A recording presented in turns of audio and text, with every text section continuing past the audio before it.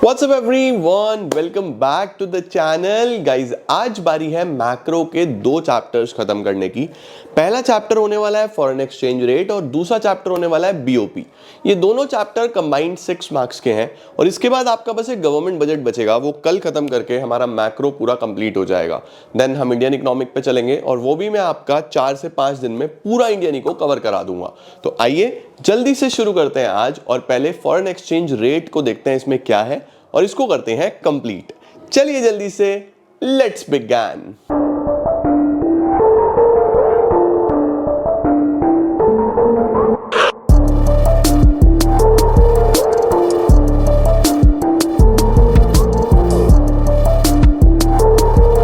चलिए बेटा जी, अब पढ़ना शुरू करते हैं कि बेसिकली फॉरेन एक्सचेंज रेट में है क्या। तो देखो, सबसे पहले आ रहा है कि फॉरेन एक्सचेंज क्या होता है, फॉरेन एक्सचेंज रेट क्या होता है। देखो बच्चों, हर देश में ना कोई करेंसी चलती है। अब जैसे हमारे देश में रुपया चलता है, हो सकता है कहीं पे डॉलर चलता हो सकता है कहीं पे पाउंड चलता हो, कहीं पे हर देश में अलग अलग करेंसीज चलती है। हर देश ने अपने आप को अलग दिखाने के लिए, बाइफरकेट करने के लिए अलग अलग करेंसीज रखी हैं। तो हमारे लिए डॉलर हो, पाउंड हो, दिरहम्स हो, मतलब कोई भी ऐसी करेंसी जो रुपए से अलग है, वो सब फॉरेन एक्सचेंज है। वो सब क्या है? Foreign exchange. और रुपया क्या है? Domestic currency.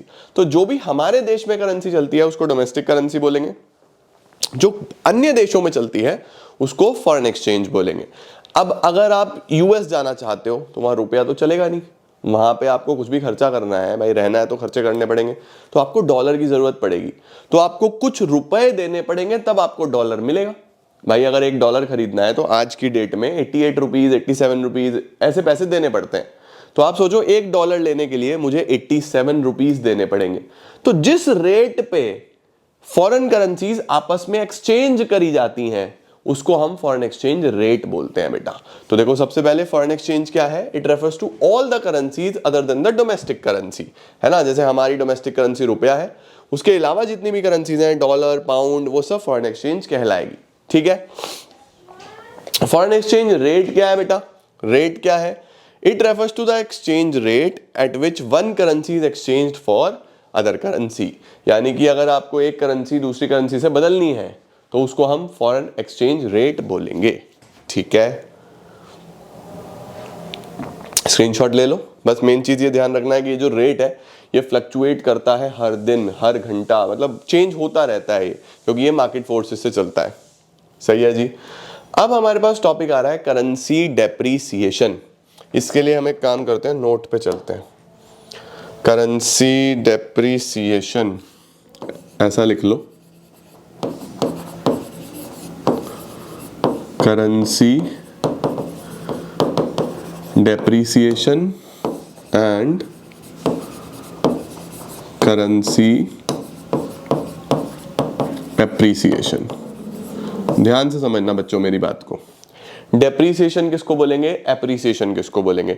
एप्रीसिएशन का मतलब होता है वैल्यू का बढ़ना, वैल्यू का बढ़ना, और डेप्रीसिएशन का मतलब होता है वैल्यू का घटना।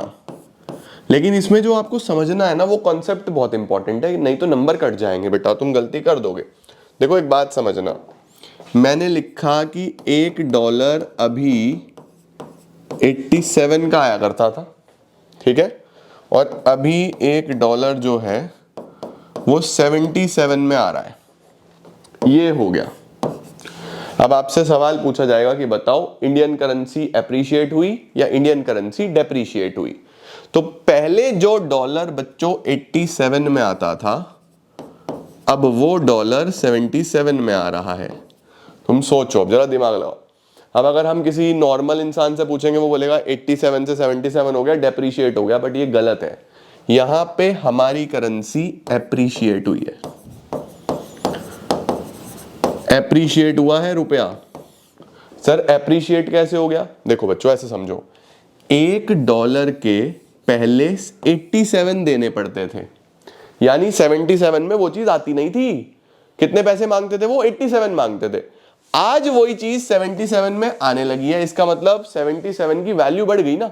पहले 77 में वो चीज नहीं आती थी, अब 77 में आती है, तो 77 की वैल्यू बढ़ गई या नहीं बढ़ गई। तो अगर आपको ऐसे दिखाई दे रहा है तो समझ जाओ कि ये एप्रिशिएट हो रहा है। वहीं पे अगर मैं इसका उल्टा कर दूं, कि $1 पहले 77 में आ जाता था, अब आज वही अगर डॉलर लेना है तो 77 में यूएस देगा नहीं, बोलेगा ना भाई हम तो नहीं देते, 87 दो। तो यहां पे देख के ऐसा लगता है कि वैल्यू बढ़ रहा है, लेकिन वैल्यू बढ़ नहीं रहा बच्चों, यहां पे वैल्यू घट रहा है, डेप्रीशिएट हो रहा है। यहां पे रुपया डेप्रीशिएट हो रहा है। पहले जो चीज 77 में आ जाती थी अब 77 में नहीं आ रही, तो 77 की वैल्यू कम हो रही है। इस बात का ध्यान रखना है बेटा आपको। तो करेंसी डेप्रीसिएशन किसको बोलते हैं? जब आपकी वैल्यू कम हो रही हो इन टर्म्स ऑफ फॉरेन करेंसी। और करेंसी एप्रिसिएशन किसको बोलते हैं? जब आपकी करेंसी की वैल्यू बढ़ रही हो इन टर्म्स ऑफ फॉरेन करेंसी। इस चीज का आपको ध्यान रखना है बेटा, ठीक है। अब जब आप एप्रिशिएट होते हो तो क्या होता है, जब आप डेप्रीशिएट होते हो तो क्या होता है? देखो बच्चों, जब आप डेप्रीशिएट होते हो, भाई पहले उनको $1 में 77 का सामान मिलता था, अब $1 में 87 का मिलेगा, तो उतने में ही ज्यादा सामान मिल रहा है ना। तो डेप्रीशिएट के केस में आपके एक्सपोर्ट्स जो हैं वो बढ़ते हैं, ज्यादा सामान खरीदते हैं वो लोग, उतने में ही उनको ज्यादा सामान मिलता है, तो एक्सपोर्ट बढ़ते हैं। एक्सपोर्ट बढ़ेगा तो देश में प्रोडक्शन भी बढ़ेगा, तो बेसिकली नेशनल इनकम भी बढ़ता है, नेशनल इनकम भी बढ़ता है। वहीं अगर बात करूं एप्रिसिएशन की, तो पहले आपको जो सामान 87 में मिलता था वो सामान अब आपको 77 में मिल जाता है ना। तो यहां पे इस केस में इंपोर्ट्स बढ़ते हैं, इस केस में इंपोर्ट्स बढ़ते हैं। अब अगर आप इंपोर्ट ज्यादा करोगे तो अपने देश से तो सामान कम खरीदोगे, तो यहां पे मेरी नेशनल इनकम जो है वो कम होती है, वो कम हो जाती है। तो ये मेन चीज है, ये मेन चार्ट है जो आपकी कॉपी में बना होना चाहिए, आपको एकदम बढ़िया तरीके से सब समझ में आ जाएगा। ठीक है बेटा, परफेक्ट सर, परफेक्ट, क्या बात है। देखो, currency depreciation refers to decrease in the value of domestic currency in terms of foreign currency. इससे डोमेस्टिक करेंसी लेस वैल्यूएबल हो जाती है और ज्यादा पैसे की जरूरत पड़ती है टू बाय फॉरेन करेंसी। ठीक है, रुपए को डेप्रिशिएटेड कब मानेंगे? अगर $1 81 से 82 हो जाए, यानी पहले 81 देने पड़ते थे अब 82 देने पड़ते हैं, तो 81 में वो चीज नहीं आ रही, डेप्रिशिएट हो गए। बढ़िया sir.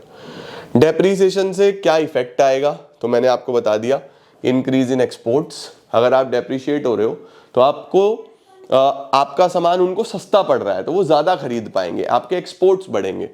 Depreciation of domestic currency means a fall in the price of domestic currency in terms of foreign currency. इसका मतलब सेम अमाउंट ऑफ डॉलर से वो ज्यादा सामान खरीद पाएंगे, तो एक्सपोर्ट्स विल राइज, एक्सपोर्ट बढ़ जाएगा। हाँ सर, बढ़िया। इंपोर्ट कम हो जाएगा। इंपोर्ट क्यों कम हो जाएगा? भाई सिंपल सी बात है ना, अगर आप देखो कि आप डेप्रिशिएट हो रहे हो, आपकी वैल्यू कम हो रही है, तो आपको उनका सामान तो महंगा पड़ रहा है, उनको हमारा सामान सस्ता पड़ रहा है, लेकिन हमें उनका सामान महंगा पड़ रहा है, तो एक्सपोर्ट बढ़ता है। लिख देता हूं ये मैं अपने चार्ट में भी, यहां पे लिख देता हूं। देखो, एक्सपोर्ट बढ़ रहा था, इंपोर्ट कम हो जाएगा, और यहां पे इंपोर्ट बढ़ रहा था, एक्सपोर्ट कम हो जाएगा। अब ले लो स्क्रीनशॉट। ठीक है, परफेक्ट। तो एक्सपोर्ट बढ़ेगा, इंपोर्ट कम होगा, नेशनल इनकम बढ़ेगा। एक्सपोर्ट बढ़ेगा, import will fall due to depreciation, net exports will increase, it will increase the national income. ठीक है, इसके बाद करेंसी एप्रिसिएशन। करेंसी एप्रिसिएशन का मतलब आपकी वैल्यू बढ़ रही है, right. Currency appreciation refers to increase in the value of domestic currency in terms of foreign currency. Domestic currency becomes more valuable, ज़्यादा वैल्यू हो जाएगी as less is required to buy the foreign currency. For example, Indian rupee appreciates जब price $1 गिर के 82 से 81 हो जाता है। ठीक है, एप्रिसिएशन का क्या इंपैक्ट आएगा भाई? सोचो, अभी बताया मैंने आपको, अगर आप एप्रिशिएट हो जाते हो तो आपको उनका सामान सस्ता पड़ता है, तो इंपोर्ट बढ़ेंगे, एक्सपोर्ट कम हो जाएंगे, नेशनल इनकम कम हो जाएगा। तो देखो वही लिखा हुआ है, increase in imports, appreciation means a rise in the price of domestic currency. Now 1 rupee can be exchange for more dollars. तो आप ज्यादा सामान खरीद सकते हो, तो इंपोर्ट्स बढ़ जाएंगे। उसके बाद एक्सपोर्ट्स कम हो जाएंगे बेटा। एक्सपोर्ट क्यों कम हो जाएंगे? क्योंकि आपको उनका सामान सस्ता पड़ रहा है, उन्हें आपका सामान महंगा पड़ रहा है, वो नहीं खरीदेंगे। एक्सपोर्ट कम हो जाएंगे, नेशनल इनकम कम हो जाएगी। ठीक है, ये मैंने आपको ऑलरेडी पढ़ा दिया। Meaning, effect on export import, आप एक point effect on national income भी बना सकते हो। फिर एग्जाम्पल, 4 पॉइंट बन जाएंगे। ओके, स्क्रीनशॉट ले लो इसका तो बस। बढ़िया सर। अब आ गया कैसे फॉरेन एक्सचेंज रेट सेट होता है, कितने सिस्टम्स हो सकते हैं।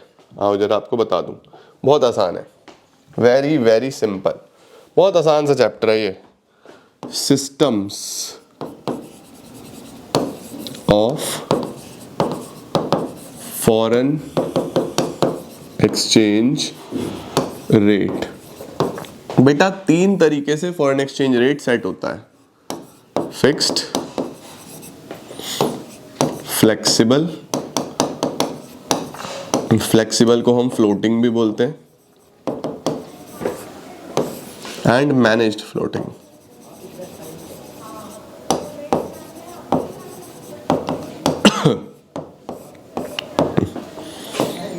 एक होता है फिक्स्ड, एक होता है फ्लोटिंग, एक होता है मैनेज्ड फ्लोटिंग। ठीक है, फिक्स्ड एक्सचेंज रेट सिस्टम जो है यूजुअली गल्फ कंट्रीज अडॉप्ट करती हैं। आप दुबई वगैरह में देखोगे, या इधर गल्फ की जो कंट्रीज हैं वहां पे फिक्स्ड एक्सचेंज रेट सिस्टम चलता है, यानी कि exchange rate is fixed by the government. सरकार अपने हिसाब से फिक्स करके चलती है कि इंडिया के साथ कैसे डील करना है वो अपने हिसाब से फिक्स करेंगे, किसी और कंट्री के साथ कैसे डील करना है वो अपने हिसाब से एक्सचेंज रेट फिक्स करेंगे। तो जहां पे गवर्नमेंट फिक्स करके चले एक्सचेंज रेट को, उसको बोलते हैं फिक्स्ड एक्सचेंज रेट सिस्टम। यानी इस केस में जो एक्सचेंज रेट फिक्स्ड होगा, it is fixed by the government. सरकार खुद बताएगी कि किस रेट पे हम एक्सचेंज करने वाले हैं अपनी करेंसी। फ्लेक्सिबल का क्या मतलब है बच्चों? फ्लेक्सिबल का मतलब है कि आप फिक्स नहीं कर रहे, वो फ्री है, फ्लेक्सिबल है, अपने हिसाब से ऊपर नीचे हो रहा है, उसीलिए फ्लोटिंग भी बोलते हैं, है ना। मतलब फ्लोट कर रहा है अपने हिसाब से, कम ज्यादा ऊपर नीचे हो रहा है। यहां पे कैसे होता है? यहां पे बच्चों मार्केट फोर्सेस से होता है। सर मार्केट फोर्सेस मतलब? मार्केट फोर्सेस मतलब डिमांड और सप्लाई। भाई सिंपल सी बात है, एक्सचेंज रेट ना बच्चों, फॉरेन एक्सचेंज रेट मार्केट में डिसाइड होता है। ठीक है, यानी कि एक बाजार है जहां पे सारी करेंसीज होंगी, बायर्स भी होंगे, सेलर्स भी होंगे। भाई अगर मुझे यूएस घूमने के लिए जाना है तो मैं डॉलर का बायर होऊंगा, है ना, कि मुझे डॉलर खरीदना है। अब फॉर एग्जांपल डॉलर वालों को इंडिया में आना है तो हम सेलर्स होंगे रुपए के, तो बायर्स भी होंगे, सेलर्स भी होंगे मार्केट में। तो जहां पे डिमांड और सप्लाई आपस में इंटरसेक्ट करेंगे, ये इक्विलिब्रियम है। इक्विलिब्रियम के सामने जो रेट होगा उसको फॉरेन एक्सचेंज रेट बोलेंगे, और जिस क्वांटिटी पे डिसाइड करा जाएगा उसको इक्विलिब्रियम क्वांटिटी बोला जाएगा, है ना। तो अब देखो, जहां पे डिमांड और सप्लाई आपस में इंटरसेक्ट करें, ये सामने रेट है। लेट्स सपोज ये रेट जो है ऐसे चल रहा है 20, 40, 60। तो रेट कितना आ गया? देखो 60 आ गया। कैसे डिसाइड हुआ? मार्केट फोर्सेस से डिसाइड हुआ। तो फॉरेन एक्सचेंज रेट 60 चल जाएगा फिलहाल। अब अगर डिमांड बढ़ती जाए डॉलर की, डिमांड ज्यादा ज्यादा ज्यादा, हम बहुत सारा सामान खरीदते रहे तो डिमांड बढ़ती रहेगी। भाई डिमांड बढ़ गई अगर, तो ये राइट में शिफ्ट हो जाएगा, देखो इधर आ जाएगा, ये आ गया D1। अब देखो अगर डिमांड बढ़ेगी तो उससे रेट अब बढ़ जाएगा, 80 हो गया, राइट। और अगर डिमांड कम हो जाए, डिमांड अगर कम हो जाए बच्चों, तो डिमांड लेफ्ट में आ जाएगी, D2। तो देखो अब रेट 40 आ जाएगा। तो बेसिकली मार्केट में डिमांड सप्लाई से रेट चेंज होता रहता है, ऐसे ही सप्लाई में चेंजेस से भी रेट चेंज होगा। यानी कि अगर बेचने वाले ज्यादा हो जाएंगे या बेचने वाले कम हो जाएंगे तो भी रेट पे इंपैक्ट होगा। देखो डिमांड सप्लाई, ये इक्विलिब्रियम और ये इक्विलिब्रियम रेट। लेट सपोज ये फिर से वही है, 20, 40, 60, 80, 100। अब देखो बच्चों, अगर मार्केट में शॉर्टेज हो जाएगी, किसी भी चीज की सप्लाई कम हो जाएगी तो वो महंगा हो जाएगा। भाई शॉर्टेज होगी तो महंगा हो जाएगा। तो सप्लाई कम किधर होगी? लेफ्ट में। देखो सप्लाई अगर कम हो जाती है तो रेट बढ़ के 80 हो जाता है, रेट जो है बढ़ के 80 हो जाता है। और सप्लाई बहुत ज्यादा बढ़ जाती है, बेचने वाले बहुत सारे लोग आ जाते हैं, तो फिर रेट कम हो जाएगा। सप्लाई ज़्यादा हो जाएगी तो रेट घट के 40 हो गया, देखो घट के 40 हो गया। तो हमारा डिमांड सप्लाई से जहां पे फॉरेन एक्सचेंज रेट फ्लक्चुएट करता है उसको हम क्या बोलते हैं, उसको हम बोलते हैं फ्लेक्सिबल एक्सचेंज रेट सिस्टम या फिर फ्लोटिंग एक्सचेंज रेट सिस्टम। अपने आप डिमांड सप्लाई से चलता है। सर यहां पे सरकार जो फिक्स करती है वो फिक्स्ड कैसे करेगी? बेटा फिक्स करने के लिए ना सरकार के पास दो टर्म्स हैं, या तो in terms of some precious metal जैसे गोल्ड वगैरह के टर्म्स में कर दिया, यूजुअली गोल्ड ही यूज किया जाता है, तो या तो गोल्ड की टर्म्स में कर दिया या फिर किसी अदर करेंसी की टर्म्स में कर दिया, किसी अदर करेंसी की टर्म्स में कर दिया। तो एक्सचेंज रेट फिक्स करने के लिए गोल्ड यूज कर सकते हैं, अदर करेंसी यूज कर सकते हैं। सर कैसे? जैसे फॉर एग्जांपल मैं आपको बोलूं कि इंडिया में 1 ग्राम गोल्ड लेट्स रुपीज 100 रुपए का है, वैसे ही बोल दिया मैंने कुछ भी, ठीक है, तुमको समझाने के लिए कि एक, अरे रुक जा भाई, कहाँ बज गया मेरा फोन, तेरे को कुछ नहीं कहा भाई मैंने। 1 ग्राम गोल्ड बच्चों 100 रुपए का है लेट सपोज, ठीक है, और यूएस में यही 1 ग्राम गोल्ड $10 का है सपोज, कुछ भी ले रहा हूं मनगढ़ंत, ठीक है। गोल्ड की टर्म्स में करना है ना, तो गोल्ड सेम क्वांटिटी ले लो, 1 ग्राम इंडिया में कितने का, 1 ग्राम यूएस में कितने का, देखो सेम क्वांटिटी ले ली तो ये वैल्यू भी सेम होनी चाहिए। इसका मतलब $10 की जो वैल्यू है वो 100 रुपए हो गए, तो $1 10 रुपए में एक्सचेंज किया जाएगा। ऐसे फिक्स कर दिया, देखो फॉरेन एक्सचेंज रेट कर दिया या नहीं कर दिया, ऐसे फिक्स कर सकते हो, राइट। इसी तरीके से अगर पाउंड का करना हो सर, तो देखो फिर से सपोज 1 ग्राम गोल्ड 100 रुपए का है, इसी तरीके से 1 ग्राम गोल्ड, पाउंड कैसे बनता है, ऐसे बनता है ना, कितने पाउंड का है, सपोज 50 पाउंड का है, कितने पाउंड का है, 50 पाउंड का, तो देखो सेम क्वांटिटी ले ली, इसका मतलब ये दोनों की वैल्यू भी सेम होगी, तो हम बोलेंगे 50 पाउंड 100 रुपए के बराबर है, तो 1 पाउंड 2 रुपए का मिल जाएगा। ऐसे फिक्स करते हैं when it comes to fixing foreign exchange in terms of gold. और अगर फिक्स करना हो अदर करेंसी की टर्म्स में, तो फिर हम अदर करेंसी में बेस बनाते हैं यूएस डॉलर को, हमेशा यूएस डॉलर की टर्म्स में फिक्स करा जाएगा बेटा, ठीक है। सपोज इंडिया को पाउंड के साथ फिक्स करना है, तो हम देखेंगे भैया $1 इंडिया में कितने का है, सपोज 50 रुपए का है, और $1 पाउंड में कितने का है, सपोज 25 पाउंड का है, 25 पाउंड का है सपोज। तो ये हमारे पास देखो डॉलर सेम ले लिया, सेम वैल्यू ले ली, तो ये भी सेम होंगे, तो हम बोलेंगे भैया 25 पाउंड जो हैं 50 रुपए के हैं, तो 1 पाउंड 2 रुपए का हो गया, हो गया या नहीं हो गया। ऐसे हम अदर करेंसी की टर्म्स में फिक्स करते हैं। तो फिक्स्ड इसलिए करा जाता है ताकि स्टेबल रहे, बार बार चेंज ना हो, एक बार फिक्स कर दिया फिर काफी टाइम तक वो स्टेबल रहता है, स्टेबिलिटी के लिए फिक्स किया जाता है। एक्सपोर्ट इंपोर्ट ईजी हो जाता है, ट्रांजेक्शन्स करने आसान हो जाते हैं, मार्केट में चीजें बेटर होती हैं, राइट। और फ्लेक्सिबल में तो बहुत ज्यादा फ्लक्चुएट करता है, ऊपर नीचे डिमांड सप्लाई से बहुत ज्यादा ऊपर नीचे चलता है। मैनेज फ्लोटिंग क्या है बच्चों? मैनेज फ्लोटिंग का मतलब कि ये फ्लोटिंग तो है लेकिन ऑल्सो मैनेज्ड बाय गवर्नमेंट, हम इसको बहुत ज्यादा फ्लोट नहीं करने देते। जैसे ये तो फ्रीली फ्लोट करता है ना, कि कहीं भी चला जाए, कितना भी चला जाए, ये फुल्ली फ्लेक्सिबल है, कहीं भी चला जाए, इस पे कोई कंट्रोल नहीं है सरकार का। ये दोनों का कॉम्बिनेशन है कि सरकार का रोल भी है इसके अंदर और फ्लोटिंग भी है ये, तो इसको हम hybrid system of exchange rate भी बोलते हैं।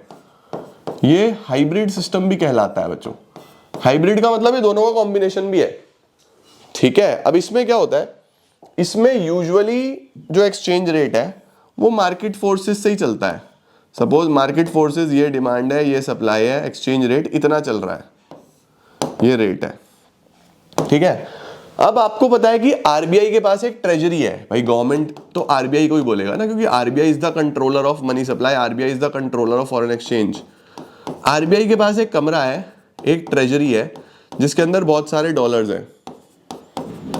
सर आरबीआई के पास डॉलर कहाँ से आए इतने सारे? भाई जब यूएस वाले इंडिया आते हैं तो उनको रुपया चाहिए होता है ना, तो एक्सचेंज कराते हैं, वो एक्सचेंज कौन करके देता है? आरबीआई करके देता है। तो आरबीआई के पास तो बहुत सारे डॉलर्स हैं अपनी ट्रेजरी में। अब हमें अगर ऐसा लग रहा है कि बहुत रेट बढ़ता जा रहा है, ये रेट ऊपर है, ये रेट ज्यादा है, सरकार इसको कम करना चाहता है, तो आरबीआई क्या करता है, मार्केट में निकलता है कि मैं डॉलर बेचना चाहता हूं, मैं डॉलर बेचना चाहता हूं, सप्लाई बढ़ा देते हैं। तो अगर सप्लाई बढ़ा देंगे, देखो अगर सप्लाई बढ़ा देंगे तो सप्लाई इधर आ जाएगा, तो देखो ये नया इक्विलिब्रियम हो गया, रेट अपने आप नीचे हो जाएगा। देखो, तो अगर रेट बहुत ऊपर जा रहा है तो आरबीआई उसको अपने हिसाब से नीचे कर सकता है, और अगर एक्सपोर्ट वगैरह बढ़ाने के लिए रेट बढ़ाना भी पड़े तो उस केस में आरबीआई डिमांड बढ़ा देता है कि भैया ज्यादा से ज्यादा डिमांड करो फॉरेन एक्सचेंज रेट की, क्योंकि डिमांड बढ़ने से क्या होगा, रेट बढ़ेगा बेसिकली, तो आप उस हिसाब से चीजें सेटल कर सकते हो, रेट, क्वांटिटी। ठीक है, अब अगर आपको सपोज फॉरेन एक्सचेंज रेट को बढ़ाना है, वैसे हमें बढ़ाना हमारे लिए नुकसानदायक है, रेट कम होगा तो बेसिकली हम एप्रिशिएट होंगे, भाई फॉरेन एक्सचेंज रेट कम होगा तो हमें सस्ता पड़ेगा ना सामान, रेट ज्यादा होगा तो हमें महंगा पड़ेगा, तो हम डेप्रिशिएट हो जाएंगे, है ना।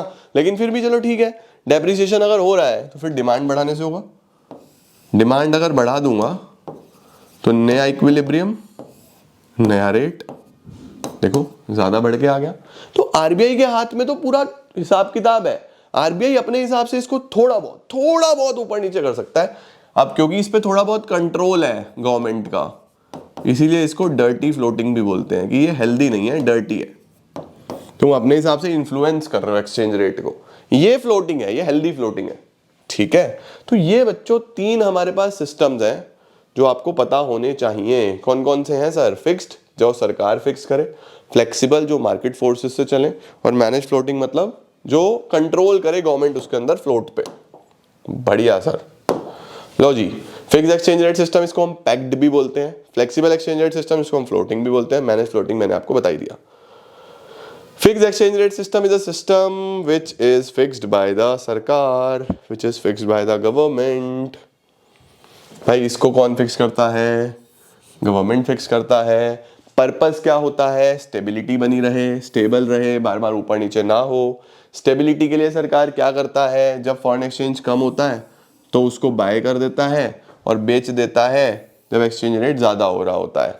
ठीक है, यानी जब डिमांड कम है तो बाय कर लेते हैं क्योंकि रेट कम होता है, जब बेसिकली डिमांड ज़्यादा होता है, सस्ता होता है, तो बेचने की कोशिश करता है।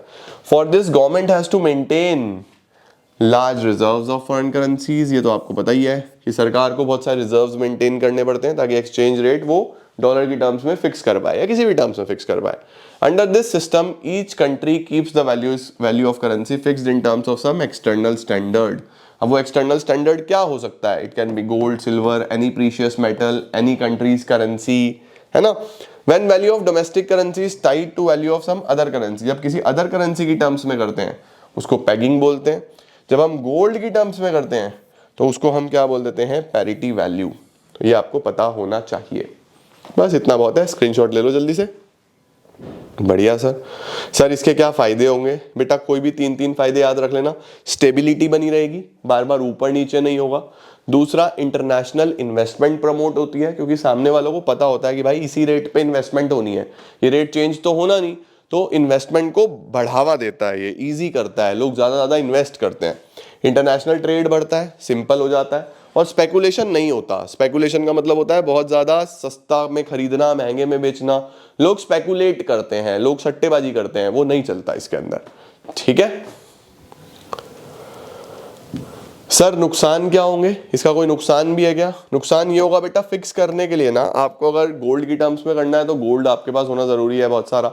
अगर आपको डॉलर की टर्म्स में करना है तो डॉलर का रिजर्व होना जरूरी है। तो आपको रिजर्व्स मेंटेन करने पड़ते हैं बहुत सारे। Government has to maintain reserves for foreign currency to maintain the exchange rate at the level fixed by it. ठीक है, इससे आप फिर कैपिटल का मूवमेंट नहीं कर पाते, राइट।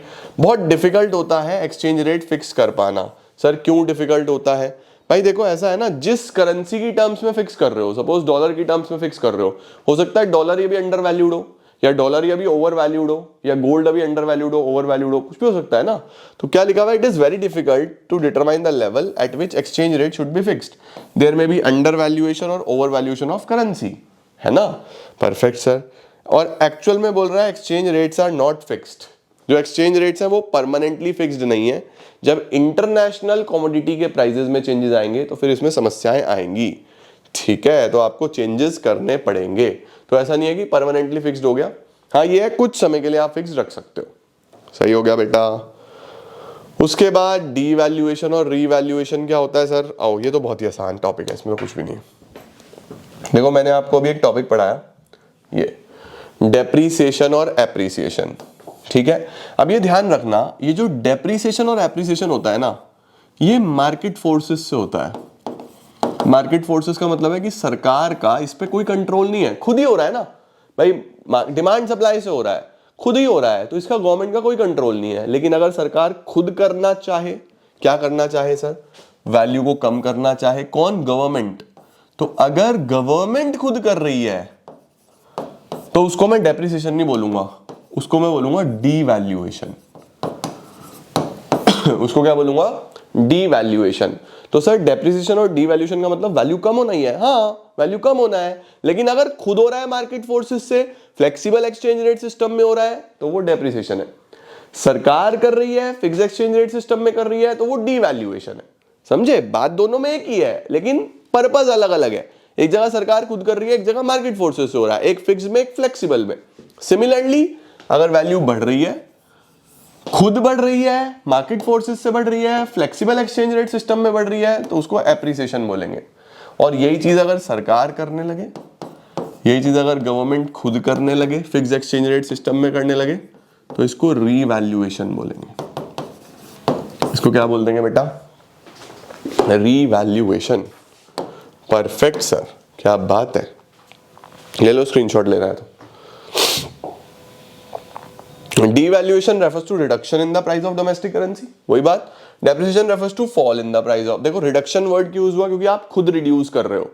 फॉल क्यों हुआ? क्योंकि खुद गिर गया, तो यहाँ पे आप खुद करते हो, यहाँ पे गिर जाता है। It takes place due to government, it takes place due to market forces, it takes place under fix exchange rate system, it takes place under flexible exchange rate system. Very simple, perfect. हाँ sir समझ गए। तो devaluation का मतलब value कम होना, revaluation का मतलब value बढ़ना, लेकिन दोनों केसेस में कौन करेगा? सरकार। Okay sir.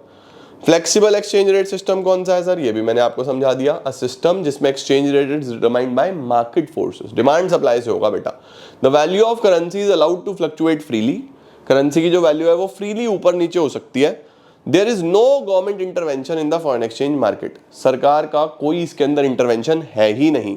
इसको फ्लोटिंग एक्सचेंज रेट या फ्री एक्सचेंज रेट भी बोलते हैं।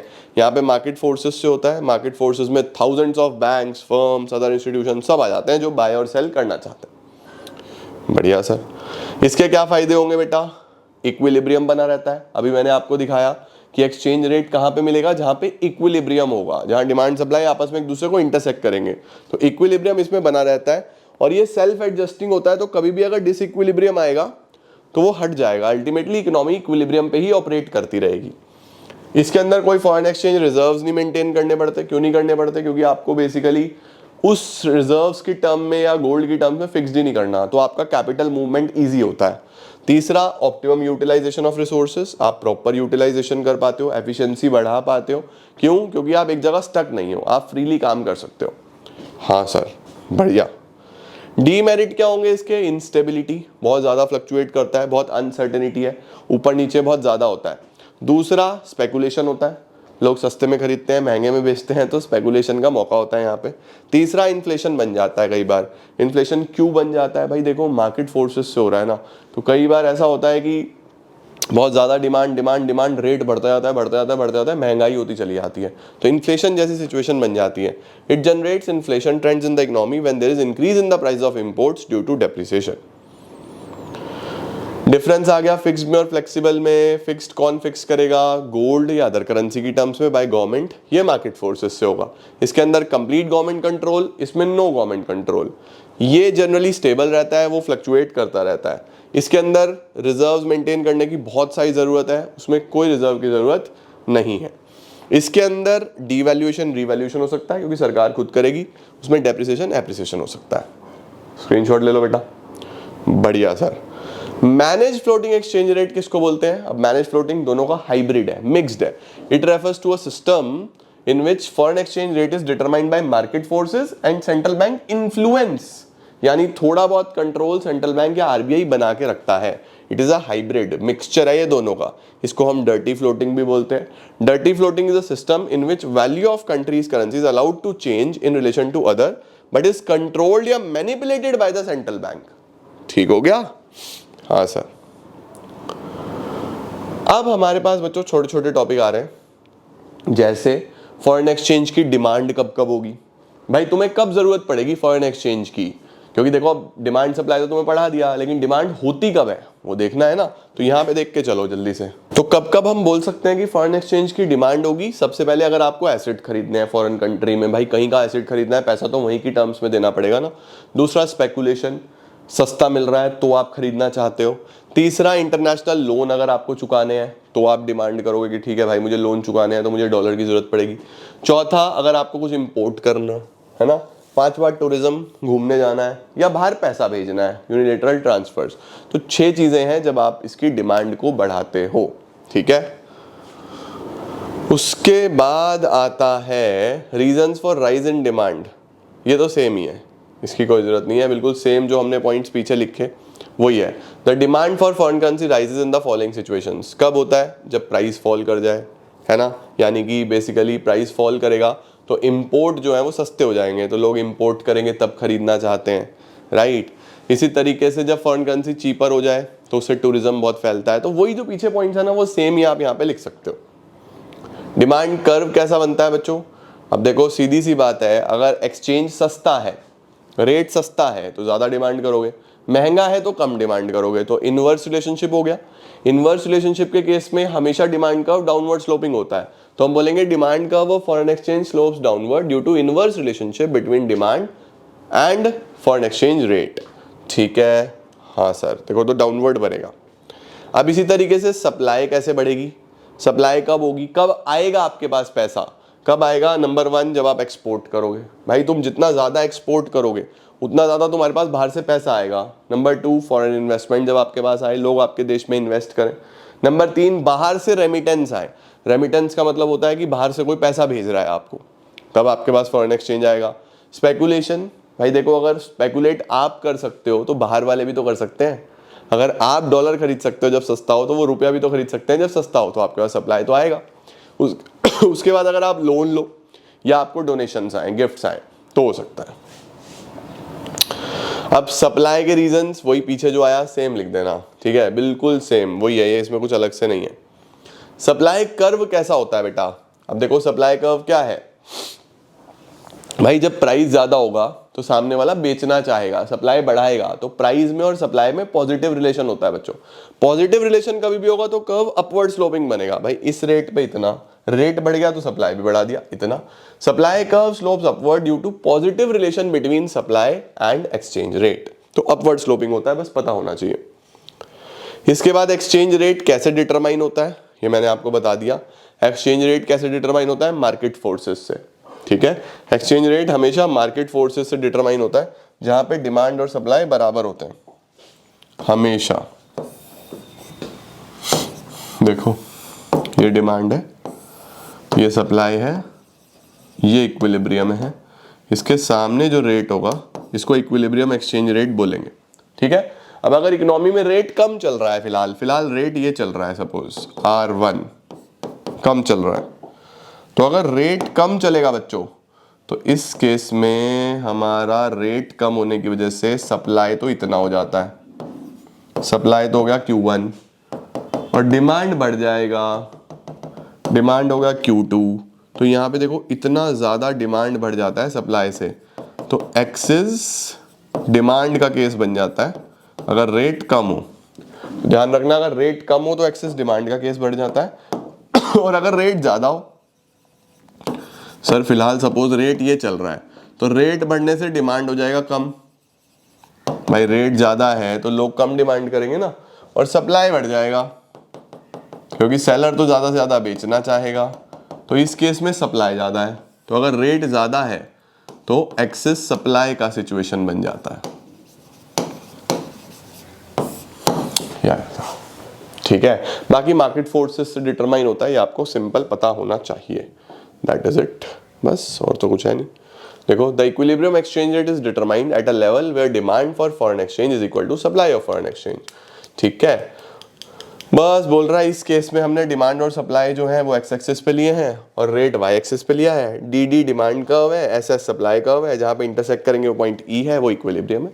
सिंपल, ये तो बेटा मैंने तुम्हें बता ही दिया था। सॉर्टेड। चलो जी आगे बढ़ते हैं। चलो जी आगे चले बेटा। उसके बाद चेंजेस इन एक्सचेंज रेट, ये मैंने आपको ऑलरेडी सिखा दिया कि कैसे डिमांड चेंज होता है, सप्लाई चेंज होता है तो कैसे इंपैक्ट आता है। डिमांड बढ़ने से रेट बढ़ जाएगा, डिमांड घट जाएगी तो रेट घट जाएगा, सप्लाई बढ़ जाएगी तो बेसिकली रेट जो है कम हो जाएगा, सप्लाई घट जाएगी, शॉर्टेज हो जाएगा तो रेट बढ़ जाएगा। मैंने आपको सिखा दिया सब, सेम ही है ये, वही चीजें हैं। इंक्रीज इन डिमांड रेट बढ़ जाएगा, डिक्रीज इन डिमांड रेट कम हो जाएगा। स्क्रीनशॉट लेते चलो, बस इसमें कुछ खास नहीं है। ऐसे ही सप्लाई में भी मैंने आपको सिखा दिया। बस ये तुमको पता होना चाहिए बच्चों, ये एक रीड ओनली टॉपिक है, हमारे को बहुत ज़्यादा इंपॉर्टेंट नहीं है। फॉरेन एक्सचेंज मार्केट क्या होता है? वो मार्केट जहाँ पे foreign currencies are brought and sold, जहाँ पे करेंसीज बेची जाती हैं, खरीदी जाती हैं, उनको हम फॉरेन एक्सचेंज मार्केट्स बोलते हैं। ये मार्केट्स बेटा दो तरीके की हो सकती हैं, स्पॉट मार्केट और फॉरवर्ड मार्केट। स्पॉट मार्केट जहाँ पे आज के रेट पे आज ही ट्रांजेक्शन हो, यानी ऑन द स्पॉट रेडीमेड, उसको स्पॉट मार्केट बोलते हैं। फॉरवर्ड मार्केट क्या होती है? जिसमें आपने रेट तो आज डिसाइड कर लिया बट ट्रांजेक्शन कभी फ्यूचर में होगा, क्योंकि देखो फ्यूचर में रेट बढ़ भी सकता है, घट भी सकता है। तो आपने बोला भाई आज फिक्स कर ले, ट्रांजेक्शन मैं फ्यूचर में करूंगा, उसको बोल देते हैं हम फॉरवर्ड मार्केट। तो दो प्रकार की मार्केट्स है, spot market, forward market. Spot on the spot होगा, फॉरवर्ड भविष्य में होगा। दैट इज इट बच्चों, फॉरेन एक्सचेंज रेट समाप्त। अगली क्लास में मिलते हैं एक और नए चैप्टर के साथ, जिसका नाम क्या होने वाला है? BOP, balance of payments. अभी के लिए इतना ही, बहुत बहुत धन्यवाद, thank you so much. Keep growing, keep glowing and keep smiling.